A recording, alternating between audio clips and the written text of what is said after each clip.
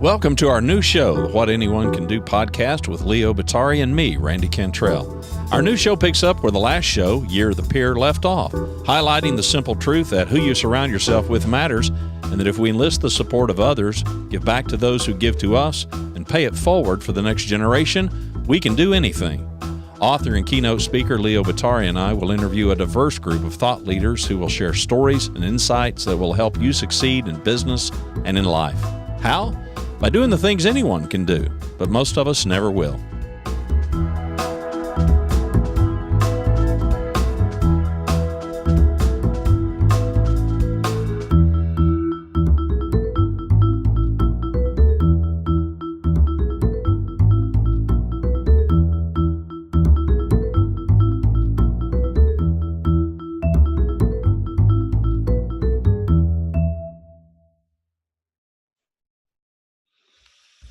Randy, how are you? I figured this would be great to have a bit of a holiday edition of our show today, where I think after having Drew Dudley as a guest, which I think is just a wonderful reminder of the difference we can make in people's lives on an everyday basis. I think we've got the holidays, which I think are our great time to reflect on long-term relationships in our lives, new people that we have, a look at what we want to do next year, how we can engage others to be our best selves, and how we can really be of service, whether that's in our jobs or in our family or whatever.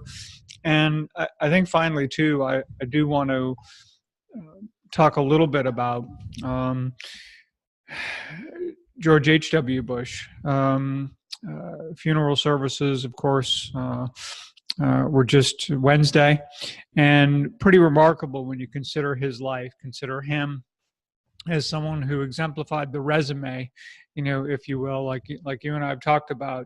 And yet I think people like him, so accomplished in many respects, and yet so thoughtful and understanding that it's the little things that we do each and every day for those closest around us that are absolutely the most important things that we will ever do in our life. So, I thought, especially given, not only the topic of this podcast and the book and having a real people plan, be just a great time to talk about that as we, kind of wind up the year of the podcast and start looking at maybe our next show being that first week of January and hitting it right off the gate with some new guests who can talk about how they are creating people plans for themselves and what that looks like for them going forward, in the hope that that will inspire others to do the same. Yeah, no, absolutely. And Bush 41, the whole kinder, gentler kind of a theme is certainly paramount on the minds of quite a few of us, I think, in today's political climate and just world climate. So yeah, it was a pretty terrific. There were some pretty terrific speeches at his funeral, I thought, and a pretty strong legacy. As I guess every president's going to have a legacy, and history's going to judge it. But the whole loyalty and friendships and kinder, gentler notion of that certainly resonated with me. For me personally, 2019, I'm looking at it from intentional and purposeful, and I really think that's been very evident all throughout really the last couple of years of the podcast, that morphed from Year of the Peer to currently What Anyone Can Do. And I think that's pretty much what you're espousing, and I know in the book, the people plan to first be more intentional about the plan and be more intentional with the people that are in the plan. I think that's true. I also think, if anything, it should really show us, this whole. I think it covers up about this whole idea of being judgmental. When you really think about it. Now, everyone, as they reflect, it isn't just that he died, but he was president between 1988 essentially, or 1989, and through 1992.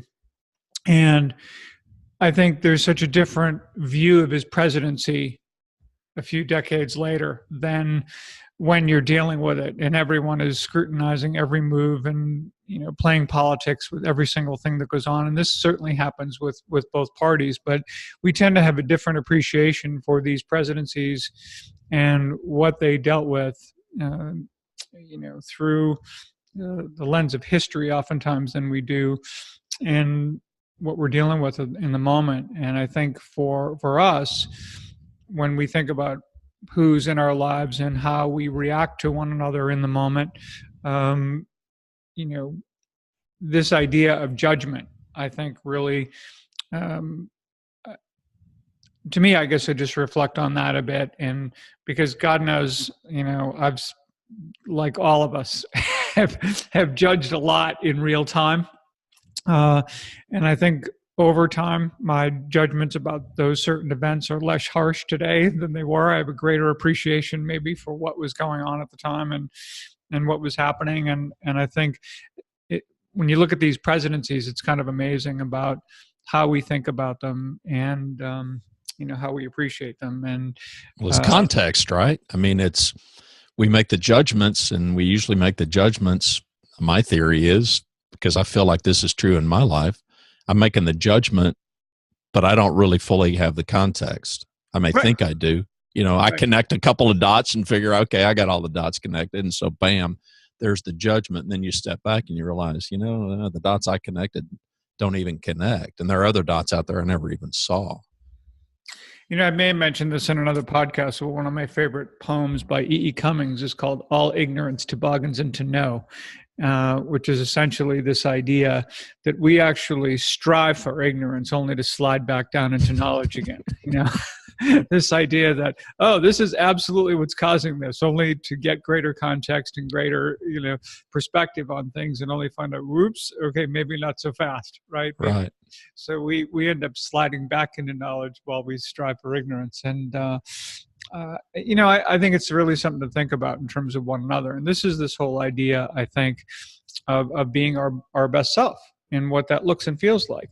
I just get back, of course, living in Southern California now, as I was, teased many times when I was going back home, to Boston, where it's like people wonder why, on one hand, they wonder why you ever left. And on the other hand, they wonder now why I ever leave, where I am.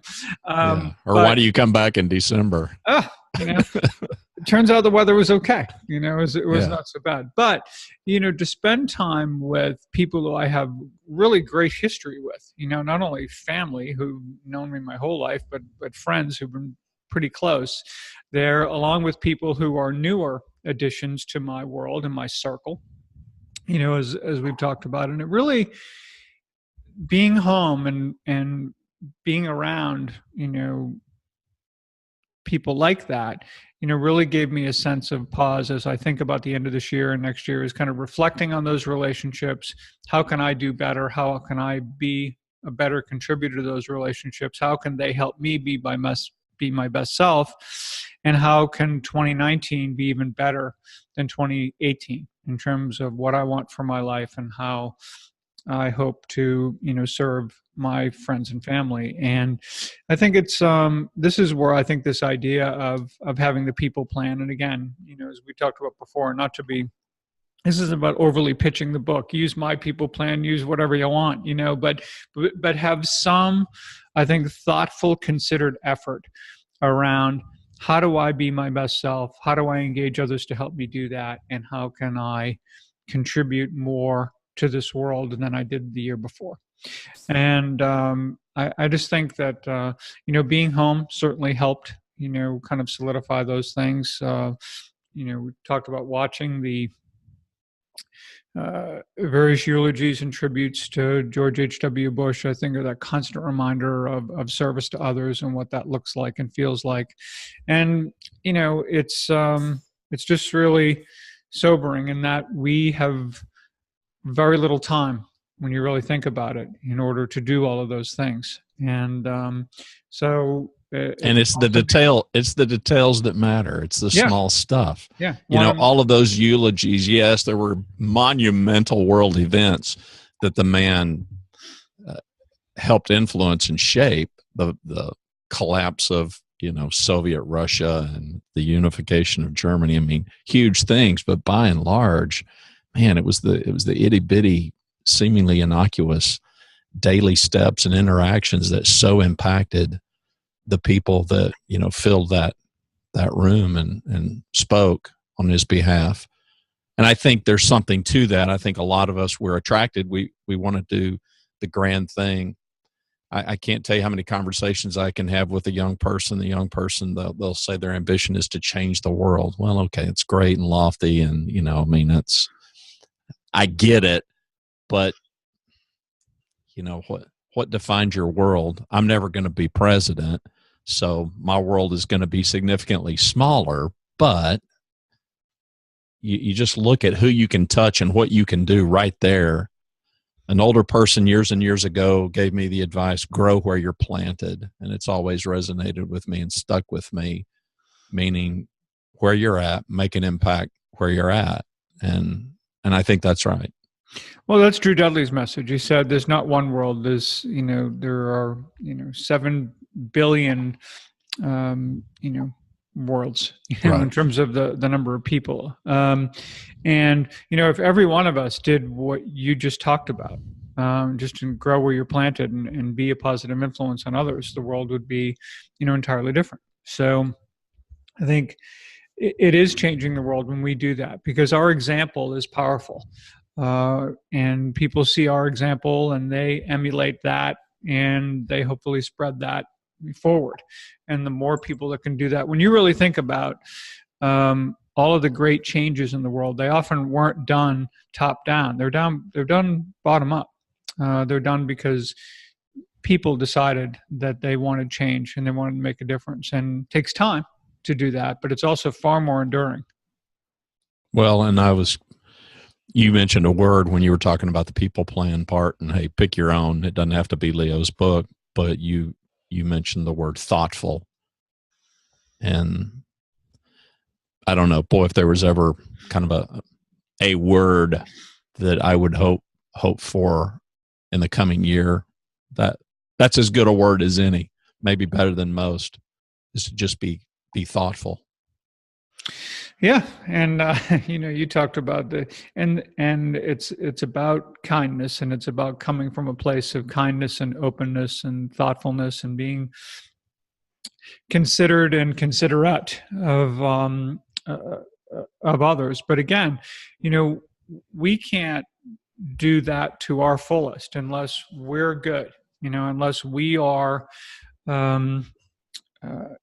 playing it at our best. So if we can be at our best, think about how much more value we can be to those people around us. And so I think understanding what we really want and what it's going to take to make that possible, how we can enrich our own lives, whether it's learning something new, whatever it may happen to be. And this can be both, of course, in the workplace and among our friends and family. I mean, it's really the same exercise. Understand what we want, identify the people who can be helpful to us in making that happen, and then use that to, I think, both in terms of as an example and as a means for, serving other people around us. And, there's just no question that we're all capable of so much more than we think. It was really kind of interesting too. I saw an interview just the other day with Gino Auriemma, head coach of the University of Connecticut. And he said that a coach told him one time that a player is only as good as the coach thinks they are. And you think about it, there's a lot of real wisdom to that. And think about that for us, right? Think about how we can make others, feel from a standpoint of, if we believe in others, if we let them know how much they matter, how much they are capable of. And then typically, for most of us, we are not always, I think, very connected to that. We do feel that we're We have real limitations until someone says to us, no, you could do really great things. And to your point, it may be starting right here in your own neighborhood but you can have an impact in other people's lives. And I think once people understand that they matter and they have people around them who believe in them. And I think I've mentioned to you many times in my graduate programs that I participated in, the philosophy of the university, and I would suggest this both at Seton Hall or at Rutgers or at Northeastern, the places that I've been associated with in recent years, that when you assemble a group of students, it isn't this notion of look to your left, look to your right, and making everyone feel like they're all going to flunk out and they're going to have to really work hard, or this is all. It's the absolute opposite philosophy. It's look around you. You're all here for a reason, and you're all going to help one another be successful.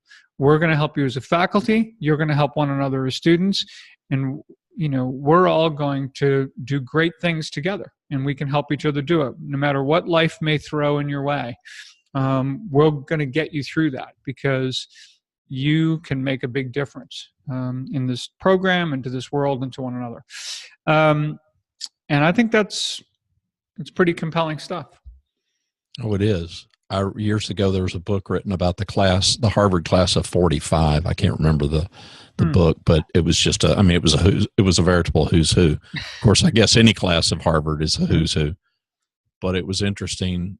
And I could have this source wrong, and I apologize. I didn't fact check this, but there was the notion that the way Harvard views students is these are not, and not all students that go to Harvard are rich, but they obviously they've qualified for some means to be there, but they've obviously got the intellectual resources to pull that off. But that Harvard's looking at their students as, they may be poor right now, but these are going to be really accomplished people in the future. So just that expectation of being on that campus and being in those classes and knowing the legacy of it. I don't know. I just thought the viewpoint was interesting where faculty can look at students on a campus anywhere in the country, other than, the elite campuses, and think, these are kids and they may amount to something. They may not amount to anything. And yet Harvard views them as they're going to arrive. They're in passage to arrive. So I don't know what made me think of that while you were talking, but just that expectation. Well, I know what it was. Encouragement, pure and simple. The word's encouragement. And I don't think, why is that so difficult? Do you think? Why is it so difficult for people to give encouragement? Well, two things. One, I want to comment on the Harvard thing, because what you suggested may have just a small bit to do with the fact that Harvard's endowment is larger, I think, by a mile than anyone else, right? Right. Yeah. They are.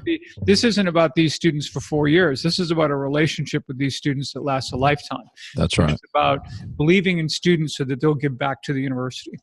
And it works.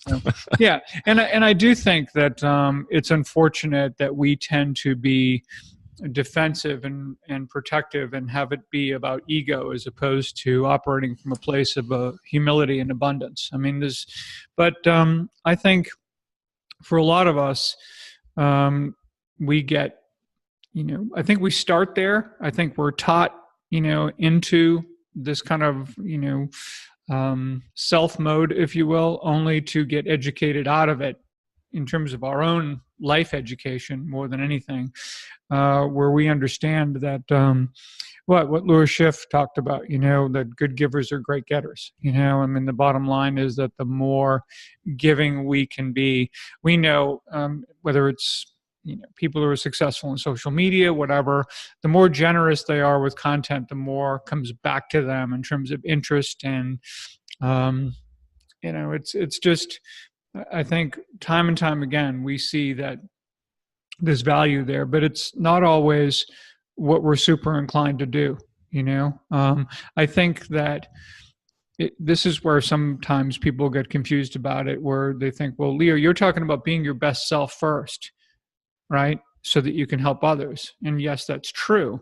But at the same time, it is from others that you can be your best self so that you can do that. So it's not about me for the sake of me and my own personal aggrandizement and personal accomplishment. It's about me in terms of give me all of the tools that I need so that I can give back.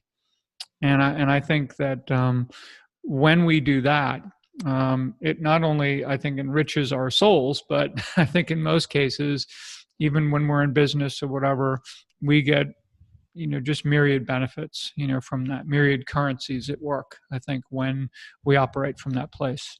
Well, and it's as simple and as powerful as just making up your mind, right? I mean, just to make up your mind that you're going to be thoughtful, to make up your mind that you're going to help somebody else. I mean, that sounds crazy simple, and it may not be easy, but it is simple and straightforward. And we all know how much encouragement means to us, a word fitly spoken kind of a thing. Everybody on the planet understands that. It helps everybody. We could all, there's some number that we could all get that would show up on our caller ID and our heart would sink because it's just somebody we just dread talking to. And somebody else, the caller ID could show up, right? And it would be like, man, I'm anxious to talk to this person. Yeah. So we all get that. I'm puzzled as to why we can't all give that. There we go. It's a big topic, but I don't have an answer. I get the personality differences. You're a communicator. I'm a communicator. We're both verbal guys, and we both have people in our lives, I'm sure, that are way less verbal, and for whatever reason, it's just difficult. And as empathetic as I can be, I struggle with really understanding. I struggle with understanding why a parent can't tell a child that they love them. I struggle with understanding why people can't say, "Hey, I know you're struggling. I'm here for you." I mean, whatever. And I get that we don't always know what to say, but I had a phone call the other day from a close friend, and she, out of the blue, she threw a question at me. She said, somebody used a phrase, they described me, she just lost her husband. And they described me as a person who, my inner circle, if you've got to have a pure heart. And she said, I'm not sure I know what that means. What do you think that means? And I said, I don't know. And the first thing that comes to my mind is if they have a pure heart, they have honest intention. And I think a lot of this starts there. Can we be thoughtful enough to have an honest intention to serve somebody, to help somebody, even if we're not sure what to do or how to go about it? But to your point with the people plan, I don't think it's that, okay, the plan has to be fully developed before you can even begin to contribute. No. That's ridiculous. This is the great thing about it. You can start any time and get better over time. But yeah, I think this is the time that people tend to kind of, think about this. And I think to your point about why aren't people, I think people tend to equate generosity with vulnerability, and people aren't always comfortable being vulnerable. It's the people. I mean, you talk to Jim Kouzes and he talks about how do you build trust? Well, you trust first. Well, most people are like, whoa, wait a minute now. Right. You got to earn my trust. That's what that's about. Well, that's great. But the bottom line is you often have to take the lead. You've got to model the behavior. You've got to understand what that is. And granted, somebody's got to make the first move on the checkerboard. Yeah. And I think also, I'm not saying that you take everything you own and just leave it in the hands of someone you don't know and hope for the best. That's not right. That's not what I'm talking about. But right. I think there is a matter of trusting others and showing them that you trust them, getting that in return. And in most cases, by the way, we're not dealing with situations where the bottom line is what's the worst that could happen if they betray right. that trust. And but yet what the best that can happen is that you have a valued, trusting relationship that can just have myriad gifts and benefits and everything to it. I mean, those are the relationships in our lives, personally and professionally, that matter most. Going back to the George H.W. Bush, tributes, and it's really all about close relationship, close friendships, trust in one another, and how they gave to one another, and the more they did it, the deeper it all ran, in their lives. And I think that when we allow ourselves to do that, that's our only gateway to those kinds of deep relationships. And if we don't want to go there, we will never enjoy that. And so I think this is things we learn, things we grow into. Some of us never learned it, I guess. I'd like to think that most of us do. I feel pretty optimistic about human beings in that regard. But, I just, I'm hopeful, I guess, as we go into 2019 that we start really understanding that each other is all we have, and the better and more generous we can be with one another to help us be our best, so that we can serve others, is kind of a good way to go into next year, I think. So, again, my hope is that hey, you want to get a copy of What Anyone Can Do and open the chapter on people plans and have at it, great. If you want to do something on your own that I think captures the spirit of what we're talking about today, I think that is great as well. But I would love to have everyone who is listening to this podcast just take a moment to reflect on the relationships in their lives, the people who surround them, whether they are the kind of people that lift you up, just hold you at bay, or if there are people that drag you down, then reevaluate some of those relationships. Either how do you reset those relationships, or maybe how do you spend a little less time, if not no time, with people who have that kind of a negative impact in your life. And then seek out others who you're willing to engage with and be generous with and build a trusting relationship with. And I think that that's just where it's at. And I think and my hope is that everything points to that. My hope is too that people will understand we're not just a couple of of old heads singing Kumbaya and advocating, because there is such practical application to this. I mean, when a country buries a president and eulogy after eulogy after eulogy focuses on loyalty, friendship, kinder, gentler, loyalty, friendship, kinder and gentler. And that's the overall theme of a man who lived to, how old was he? 95? I think 94. 94. Like so, lived a long life, impacted a lot of people. But there's also, and not to veer us off into another ditch or another direction, but there's also enormous business application to it, any kind of achievement application, whether it's teams and sportsmanship and being a good team member. I mean, you saw the University of Alabama, this stud quarterback that they've got, he goes down. The kid that got bumped, Jalen Hurd, he comes in, and instead of leaving that team and Crimea River, stepped up, and you see these two kids on the sideline hug it out, supportive of each other, where, I mean, arch rival competitors within the context of their own team.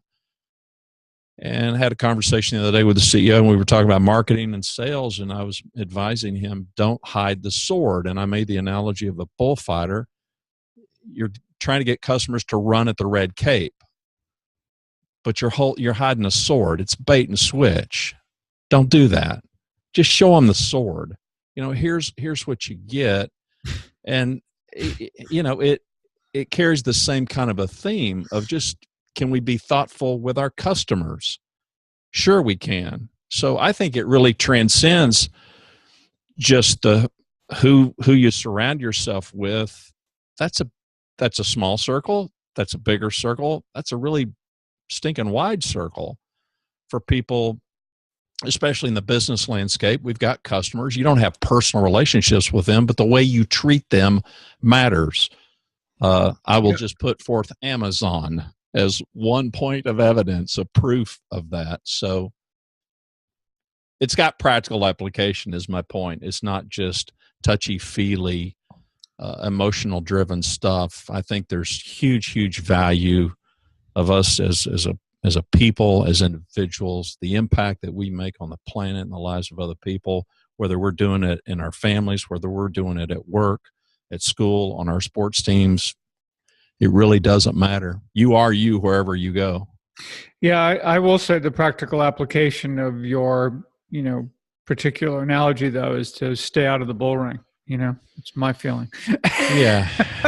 Yeah. It's Well, but marketers are always you- trying to hide, the context was, for fairness, hiding the truth of what you really were going to offer. Go ahead and show the offering, the sword being the offering, not something that would kill you, but not wanting customers to quite see it. But, it's back to that being thoughtful, right? It's back to being honest with your intentions and being sincere. And to your point, being a leader, willing to step out and say, because listen, I grew up in an era, and you did too, zero-sum game was the way it was played. Sure. Here's the pie. You take a bigger piece. I got less. That's the life that we grew up in, alongside one that was very much bait and switch. And that transcended the marketplace, even into our relationships, as opposed to, I'm going to be vulnerable. I'm going to step out. I'm going to give it a chance, give it a go. And I'm with you. What's the worst thing that can happen?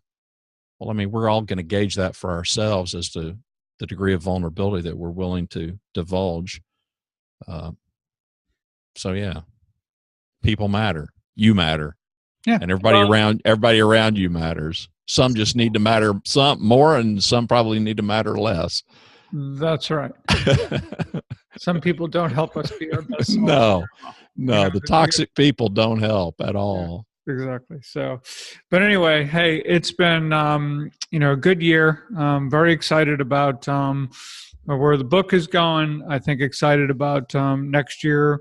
We've got podcasts coming. I know we're going to be doing some workshops for groups and teams next year.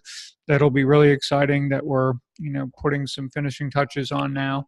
And, I think there's a good opportunity to figure out, how do we take what we do, as we've been spending the last few years trying to learn as much as we can, do this, get to a place where we are our best selves so that we can, serve others going forward. And, I think that's just going to be another way we're going to do that next year. I'm real excited about it. And, me too. Well, we're a case study. We're a case study of, you start, you don't know, you don't have to wait until you got all the answers. You don't have to wait until you have complete knowledge, because you never do anyway. Right? No. We start the podcast in 2017. It kind of grows and builds, and you keep learning and teaching. And I kept learning and still learning. And you just keep on pushing forward. And now the goal is to reach more people, keep on evangelizing this message that the people that surround us make a difference in our life, and we make a difference in being some of that circle for other people. But yeah, step out, be a leader. Well, I think the whole be a leader thing is great. And think about you. All of us should just think about leaders of our own lives, and leaders where we can be, in helping others. Be a leader, not an expert. I mean, if there's one, pet peeve of mine, it kind of drives me crazy when I read either LinkedIn profiles or people say, I'm an expert or in this, I'm an expert in that. And I'm like, really? I think most of us are always students of what we do. And when someone calls themselves an expert, it makes me think, oh, well, you must know more about this subject than anyone. Because if you don't, then someone else apparently is more of an expert than you are. What is that all? It's just, right. It just becomes, kind of a silly way to think about it. There are times where people want to confer that for someone else. Knock yourself out. But in terms of your own self-assessment of who you are and what you know and what you think you know, given that we know that all ignorance toboggans into know, that it should be humbling for us to just be students, constantly learning, constantly being open to discovery, and just willing to be at our best. And hopefully we help some others along the way. But since you didn't do it, I'm going to interrupt you, and I'm going to hawk it, because it's me and it's not you. All right. So if you haven't picked it up, here it is. You can buy it. you can buy it just for the cover. I mean, but I'm a fan of orange, so there's that. But and Ryan Folin's cartoons. Yeah, and Ryan Follin cartoons. Ryan Follin does some. Now, listen, it's we're not talking about War and Peace here, folks. We're talking about a very practical, just peace. Yeah, exactly. It's just the peace part of War and Peace, which is much thinner than the war part, obviously. Yeah, good point. What anyone can do, how surrounding yourself with the right people will drive change, opportunity, and personal growth. And yeah, I would encourage anybody to buy it. If you buy it at Amazon, I've got a personal favor as Leo's friend to ask. Leave a review at Amazon. It does matter. Podcasters are notorious for telling you to leave a review at iTunes. I've been podcasting for 20 years. I'm not sure that works, but reviews at Amazon absolutely do. So buy a copy for yourself, buy a copy for a friend. It's super practical. It's basically Leo's insight and his knowledge and his research. He has spent a lot of years studying this topic, and has looked at just about every area of life. And it was distilled in part from over 50 interviews that he did last year on Year of the Peer podcast. So it's a great time to buy one for a gift for your family and leave an Amazon review. So there's my pitch. Well, there we go. Could have done better, but I didn't prepare. No, that was good. That was well, anyway, hey, Randy, have a great holiday. To our listeners, have a wonderful holiday. Just really looking forward to everything we're all going to do together next year, and let's just have fun, enjoy. Thanks. You bet. Happy holidays. You too.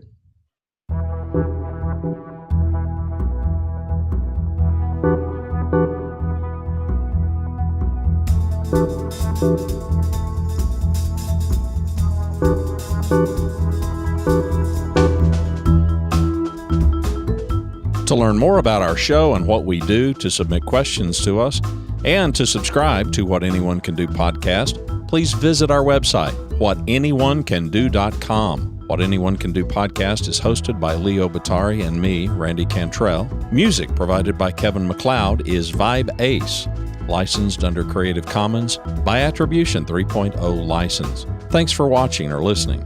We hope you'll share the podcast.